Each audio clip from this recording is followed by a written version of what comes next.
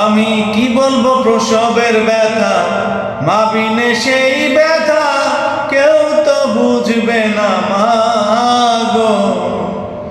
আমি কি বলবো প্রসবের ব্যথা, মা বিনে সেই ব্যথা কেউ তো বুঝবে না মা গো।